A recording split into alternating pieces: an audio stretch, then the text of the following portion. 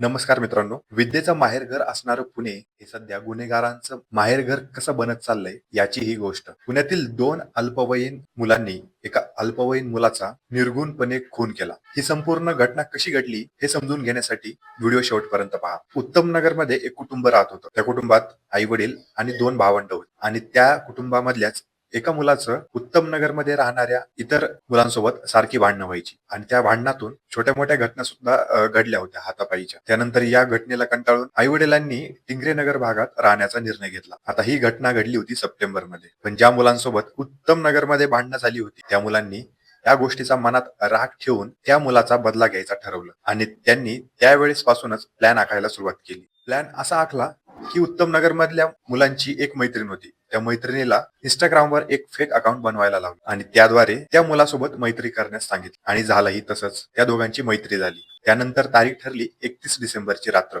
त्या मुलीने मेसेज केला की कात्रज घाटात खेड शिवापूरच्या जवळ एका डोंगरावर मला भेटायला येईल आणि तो मुलगा तिला भेटायला सुद्धा गेला. त्यानंतर त्यांनी तिथल्या घाटातल्या डोंगराजवळच्या मंदिरात दर्शन घेतलं आणि त्यानंतर त्या दोन अल्पवयीन गुन्हेगारांनी त्या मुलाला त्यांच्या गाडीवर जबरदस्तीने बसवलं आणि जवळच्याच दुसऱ्या डोंगरावर घेऊन गेले. तिथे आधीच उपस्थित असणाऱ्या 4-5 जणांनी तो मुलगा आल्यानंतर त्या मुलाला मारहाण केली आणि त्याला विचारलं की तुझी शेवटची इच्छा काय, आणि त्या मुलाने सुद्धा सांगितलं की मला सिगारेट आणि बियर आणून द्या आणि झालंही तसंच. त्यांनी बियर आणि सिगारेट आणून दिली आणि त्यानंतर ज्याला मारायचं होतं त्याच मुलाकडून त्यांनी त्या डोंगराजवळ एक खड्डा खणून घेतला आणि खड्डा खणून झाल्यानंतर त्या मुलाच्या गळ्यावर ऑपरेशन करायच्या ब्लेडने धारदार वार केले. त्या मुलाचा जीव गेल्यानंतर त्या मुलाचा मृतदेह त्या खड्ड्यात पुरायच्या आधी त्यांनी त्याच्या तोंडावर, डोक्यावर दगडांनी वार केले. त्यानंतर सगळे आरोपी पसार झाले. त्यानंतर घरच्यांनी पोलीस स्टेशनमध्ये तक्रार दाखल केल्यानंतर विश्रांतवाडी पोलिसांनी या गोष्टीचा तपास घ्यायला सुरुवात केली. मोबाईलचं लोकेशन, फोन कॉल्स, इतर गोष्टी तपासायला सुरुवात केली आणि त्या आरोपींनी ज्या मुलाचा खून झाला होता त्या मुलाचा मोबाईल जाता जाता एका ट्रक मध्ये लोणावळ्याजवळ टाकून दिला होता. त्यानंतर पोलिसांनी